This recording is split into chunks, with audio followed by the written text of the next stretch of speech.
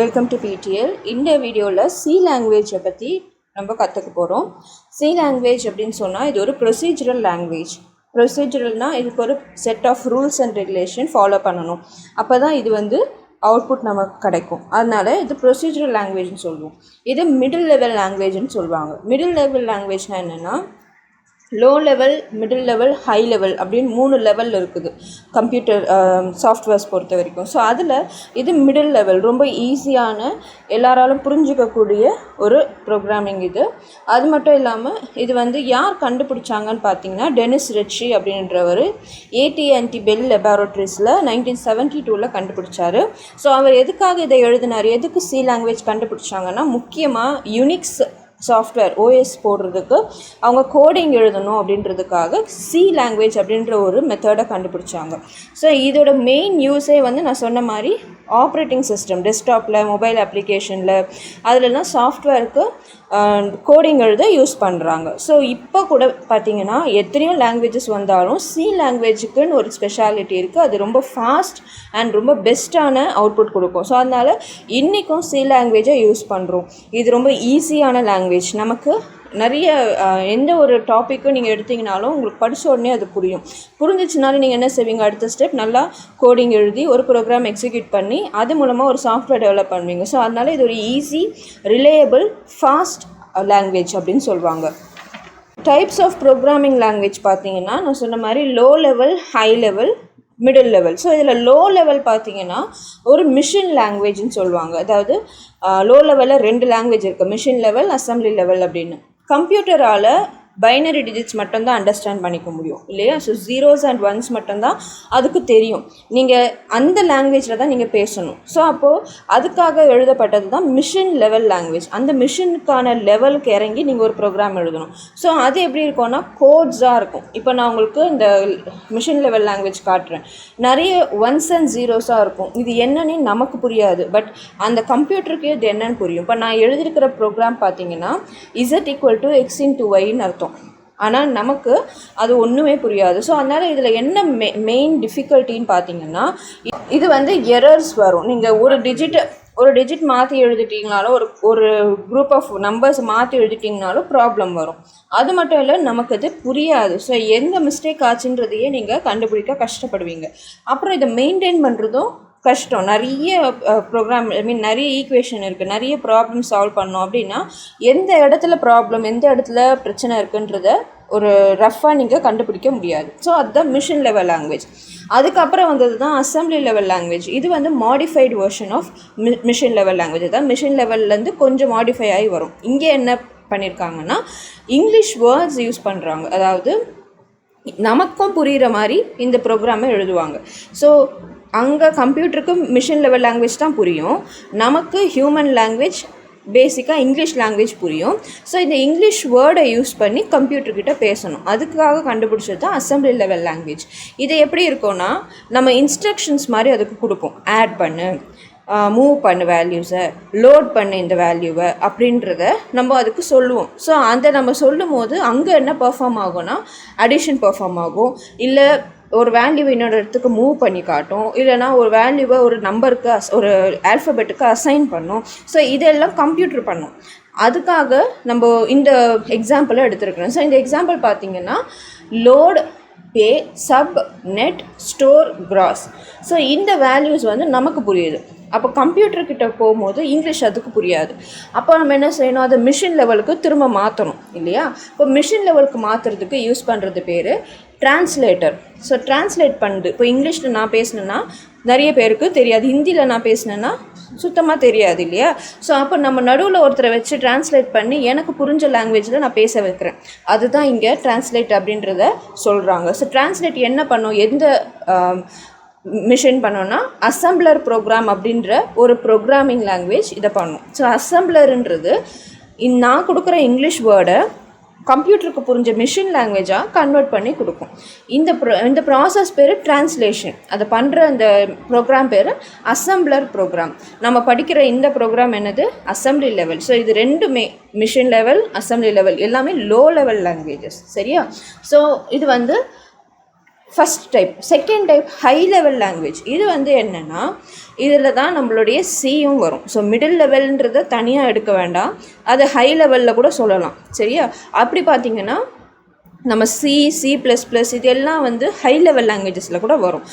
They are independent, portable. அதாவது இந்த coding எல்லாம் வந்து இண்டிபெண்ட்டாக ஒர்க் ஆகும். ஒவ்வொரு ப்ரோக்ராமுக்கும் ஒவ்வொரு ஃபங்க்ஷனுக்கும் ஒரு ப்ரோக்ராம் எழுதலாம். ஒவ்வொன்றுத்தையும் நம்ம வேறு ஒரு டிவைஸ்க்கு சேஞ்ச் பண்ண முடியும். அதே மாதிரி ஈஸியாக மிஷினாலையும் அண்டர்ஸ்டாண்ட் பண்ணிக்க முடியும், மக்களாலையும் அண்டர்ஸ்டாண்ட் பண்ணிக்க முடியும். ஸோ இதுக்கு ஒரு டிரான்ஸ்லேட்டர் தேவை. சரியா? இப்போ இங்கே ஏன் டிரான்ஸ்லேட்டர் தேவை அப்படின்னா, எப்போவும் மிஷின் லாங்குவேஜ் தான் பேச போகுது, ஹியூமன் லாங்குவேஜ் தான் பேச போகிறோம். பட் நம்ம எழுதுகிற ப்ரோக்ராம் இருக்கு இல்லையா, அது மட்டும் அப்டேட் ஆகிட்டே வருது. நம்ம எழுதுகிற ப்ரோக்ராம் இன்னும் ஈஸியராக, இன்னும் நமக்கு வந்து போர்ட்டபிளாக, இன்னும் இண்டிபெண்ட்டாக மாற்றிக்கிட்டே வரும். ஸோ அதுதான் வந்து நமக்கு ஹை லெவல்னு சொல்கிறோம். ஸோ லோ லெவலில் இருக்கிற டிஃபிகல்ட்டிஸ் வந்து நமக்கு எரர் இருந்தால் நம்மளால் மாற்ற முடியாது. பிரச்சனை என்னென்னா பைனரி டிஜிட்ஸை கண்டுபிடிக்க முடியாது, நமக்கு புரியாது. அந்த மாதிரி ஓவர் கம் பண்ணுறதுக்கு தான் ஹை லெவல் போகிறோம். ஹை லெவலில் பார்த்திங்கன்னா நிறைய டிவைஸ் யூஸ் பண்ணுவோம். கம்பைலர், இன்டர்பிரட்டர், அசம்பிளர் அப்படின்ற 3 விதமான நம்ம கன்வர்ஷன் மெத்தட் யூஸ் பண்ணுவோம். ஸோ இது எல்லாம் நமக்கு ஹெல்ப்ஃபுல்லாக இருக்கும், நம்ம சொல்கிறத அந்த கம்ப்யூட்டர் புரிஞ்சிக்க வைக்கும். ஸோ இதுக்காக எழுதப்படுற ப்ரோக்ராம் பேர் வந்து சோர்ஸ் கோட் அப்படின்னு சொல்லுவாங்க. சரியா? டிரான்ஸ்லேட்டர் என்ன பண்ண போகுது, நீங்கள் கொடுக்குற இன்புட், நம்ம ஹியூமன் லெவல் இன்புட் வந்து வாங்கி அதை கன்வெர்ட் பண்ணி மிஷின் கோடாக மாற்றி கொடுக்கும். அதை பண்ணுற இந்த 3 விதமான மிஷின்ஸ், 3 விதமான சாஃப்ட்வேர்ஸை பற்றி தான் நம்ம இப்போ பார்க்க போகிறோம். ஒன்று வந்து கம்பைலர் என்ன பண்ணுன்னா ஒரு ஃபுல் ப்ரோக்ராமையும் டிரான்ஸ்லேட் பண்ணிட்ட பிறகு எரர் இருந்தால் அது சொல்லும், இந்த ப்ரோக்ராமில் இந்த லைனில் எரர் இருக்குது அப்படின்னு சொல்லும். ஸோ இதை நீங்கள் எங்கே யூஸ் பண்ணுவீங்க மோஸ்ட்லின்னு பார்த்தீங்கன்னா C++ல் கம்பைலர் அப்படின்னு ஒரு ஆப்ஷனே இருக்கும். நம்மளோட டர்போ C++லாம் யூஸ் பண்ணியிருந்தீங்கன்னா தெரியும். அதில் நமக்கு கம்பைலர்னு ஒன்று இருக்கும். அது என்ன பண்ணுன்னா ஃபுல் கோடும் படிக்கும், முழுசாக படித்து முடிக்கிற வரைக்கும் டைம் எடுக்கும். அந்த டைம் வந்து கம்பைல் ஆகுது அப்படின்னு காட்டும். அது கம்பைல் ஆகி முடித்த பிறகு தான் ரிப்போர்ட் காட்டும், இத்தனை வார்னிங் இருக்குது, இத்தனை எரர் இருக்குதுன்னு சொல்லும். ஸோ இதோட டயக்ராம் பார்த்தீங்கன்னா சோர்ஸ் கோட் நீங்கள் கொடுப்பீங்க கம்பைலருக்கு, அது எரர் வந்தால் எரரை காமிச்சிட்டு அவுட்புட் நமக்கு டிஸ்பிளே பண்ணும். அதுதான் கம்பைலர் வேலை. ஆனால் இன்டர்பிரட்டர் என்ன பண்ணுன்னா டைரெக்டாக என்ன செய்யணும்னா, ஒரு இன்புட் கொடுக்குறீங்கன்னா அது எரர் செக் பண்ணாமலே அவுட்புட்டை கொடுத்துரும் உங்களுக்கு. அது என்ன நீங்கள் எழுதுனீங்களோ அதுக்கான அவுட்புட்டை அது காமிச்சிடும். So directly executes operation specified by the source code when inputs are given. So அதோட டயக்ராம் எப்படி இருக்கும், இன்புட்டும் நீங்கள் கொடுத்துருவீங்க, சோர்ஸ் கோடையும் கொடுத்துருவீங்க, இன்டர்பிரட்டர் அவுட்புட்டை மட்டும் கொடுக்கும். அதாவது இன்புட்னா என்ன, நம்ம யூசர்கிட்டேருந்து ஒரு வேல்யூ வாங்குவோம், ஏ வேல்யூ சொல்லுங்கள், பி வேல்யூ சொல்லுங்கள், நம்ம அவுட்புட்டில் கேட்போம் இல்லையா C லாங்குவேஜில். அதுலேயே இந்த இன்டர்பிரட்டர் என்ன பண்ணோன்னா சோர்ஸ் எழுதும் போதே, நம்ம ப்ரோக்ராம் எழுதும் போதே ஏ வேல்யூ பி வேல்யூலாம் அதிலே எழுதிடணும். அப்போ அந்த இன்புட்டையும் சேர்த்து கொடுக்கணும். அப்போ இன்டர்பிரட்டர் ரெண்டுத்தையும் மேட்ச் பண்ணி அவுட்புட்டை நமக்கு கொடுக்கும். மூணாவது அசம்பிளர் நம்ம ஏற்கனவே பார்த்தது தான். அசம்பிளி லெவல் கோடை வந்து அசம்பிளர் அப்படின்ற ஒரு சாஃப்ட்வேர் வந்து மிஷின் கோடுக்கு கன்வெர்ட் பண்ணும். ஸோ இது வந்து லோ லெவலில் வரும். இதில் 3மே வந்து டிரான்ஸ்லேட்டராக யூஸ் ஆகுது. சரியா? அடுத்து இப்போ நம்ம பார்க்க போகிறது C லாங்குவேஜை எப்படி நம்ம வந்து கோடிங், அதாவது இந்த ப்ரோக்ராமிங் எப்படி பண்ணுறாங்க அப்படின்றத காட்டுறேன். ஸோ இப்போ பார்த்தீங்கன்னா நான் உங்களுக்கு இங்கிலீஷ் லாங்குவேஜை வச்சு நம்ம எப்படி C லாங்குவேஜுக்கு இம்பார்ட்டண்ட்டான இன்ஃபர்மேஷன்ஸை நம்ம கற்றுக்கலான்னு சொல்லி தரப்போகிறேன். ஸோ இப்போ இங்கிலீஷ் லாங்குவேஜ் பார்த்தீங்கன்னா நமக்கு ஃபஸ்ட்டு ஆல்ஃபபெட் தான் சொல்லி தருவாங்க இல்லையா? எந்த லாங்குவேஜாக இருந்தாலும் ஆல்ஃபபெட் தான் சொல்லி தருவாங்க. நான் இங்கிலீஷ் லாங்குவேஜ் எடுத்திருக்கேன். ஸோ இங்கிலீஷ் லாங்குவேஜில் ஃபஸ்ட்டு ஆல்ஃபபெட் கற்றுப்பீங்க. அப்போது இந்த ஆல்ஃபபெட் என்ன செய்யும், ஆல்ஃபபெட்டை நம்ம என்ன செய்வோம், வேர்ட்ஸாக மாற்றுவோம். ABCDன்னு இருக்கிறத நான் என்ன செய்ய போகிறேன்னா லெட்டரெல்லாம் சேர்த்து வேர்டாக எழுதுவேன். வேர்ட்ஸ் எல்லாம் நான் சேர்த்துனா எனக்கு என்ன வரப்போகுதுன்னா சென்டென்ஸாக வரும். எல்லா வேர்ட்ஸையும் சேர்த்துனா சென்டென்ஸ் வரும். எல்லா சென்டென்ஸையும் சேர்த்துனா எனக்கு பேரா வரும் இல்லையா? பேராகிராஃப் வரும். இதுதான் வந்து லாங்குவேஜ் வந்து எழுதுகிற ஸ்டெப்ஸு. அதே மாதிரி இப்போ நம்ம என்ன செய்ய போகிறோம்னா C ப்ரோக்ராமிங்க்கு பார்க்க போகிறோம். இப்போது C ப்ரோக்ராமிங்க்கு ஃபஸ்ட்டு தேவைப்படுறதும் ஆல்ஃபபெட், சிம்பிள், நம்பர். ஆல்ஃபபெட் சாதாரண ஆல்ஃபபெட்ஸ் தான், ABCD தான். சிம்பிள்ஸ் நம்ம கீபோர்டில் கேரக்டர்ஸ்ன்னு சொல்லி ஸ்பெஷல் கேரக்டர்ஸ்னு மேலே இருக்கும் பாருங்கள், 1 2 3க்கு மேலே அந்த வேல்யூஸை தான் வந்து சிம்பிள்னு சொல்லுவாங்க. அப்புறம் நம்பர்ஸ், நம்பர்ஸ்னால் ஜென்ரலாக 0 to 9 வரைக்கும். இதெல்லாம் நமக்கு ஆல்ஃபபெட் மாதிரி இங்கிலீஷ் லாங்குவேஜில் ஆல்ஃபபெட்ஸ் எப்படி முக்கியமோ அந்த மாதிரி நமக்கு சி லாங்குவேஜில் இந்த 3 முக்கியம். இந்த 3த்தையும் சேர்த்து வச்சு வர்றது தான் கான்ஸ்டன்ட், கீவேர்ட், வேரியபிள்.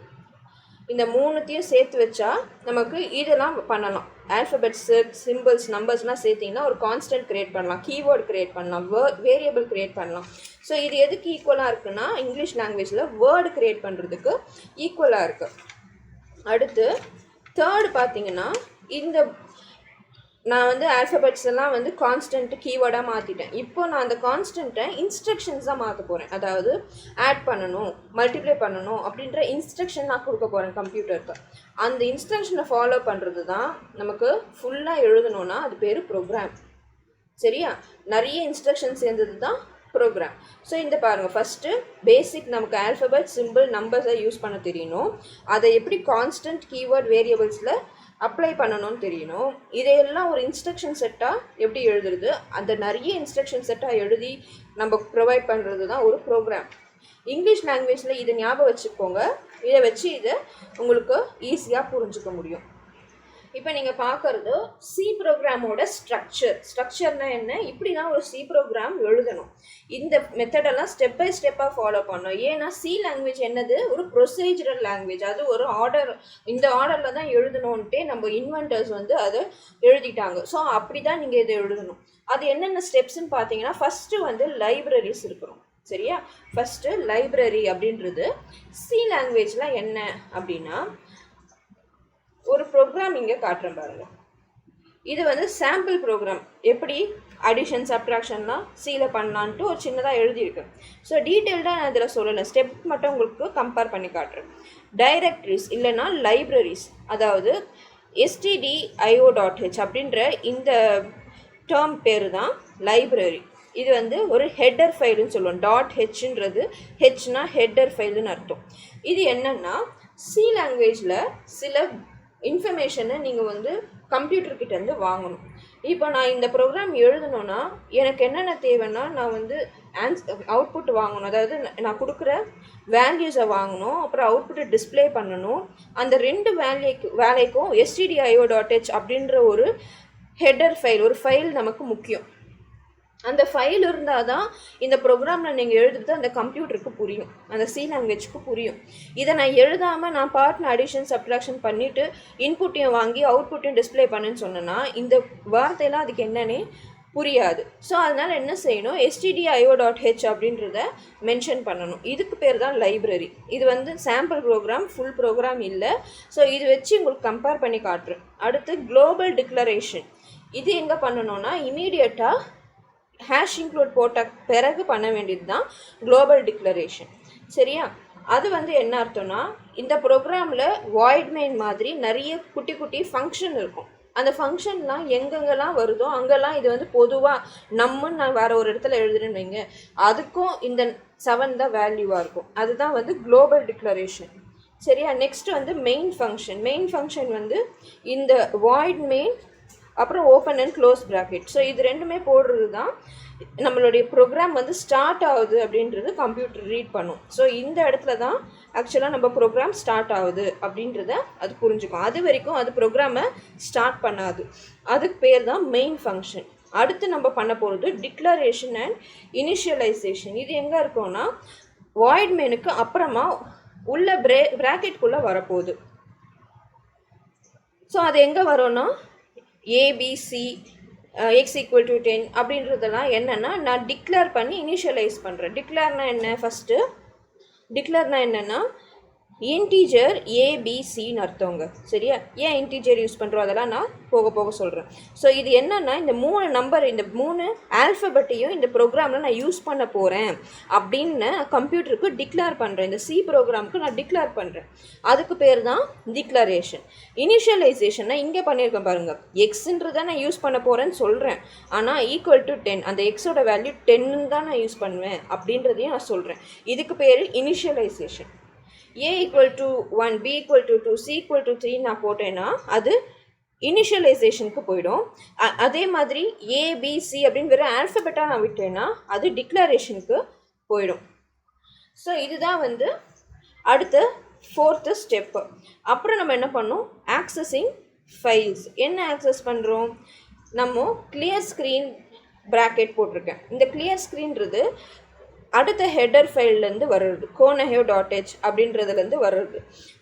அதுக்கப்புறம் printf, scanf அப்படின்ற நிறைய ஃபைல் நம்ம எடுப்போம். அதெல்லாம் என்ன பண்ண போகுது, பிரிண்ட் பண்ண போகுது, அவுட்புட்டை கொடுக்க போகுது, வேல்யூஸை வாங்க போகுது. இது எல்லாத்தையும் பண்ணுறதுக்கு ஃபைல் வேணும். அதை நம்ம எங்கே ஆக்சஸ் பண்ணுறோன்னா, இந்த ப்ரோக்ராம்க்கு அப்புறமா இந்த இனிஷியலைசேஷன் டிக்ளரேஷனுக்கு அப்புறம் தான். ஸோ இந்த இனிஷியலைசேஷன் டிக்ளரேஷனுக்கு அப்புறம் தான் நம்ம அதை ஆக்சஸ் பண்ணுவோம்.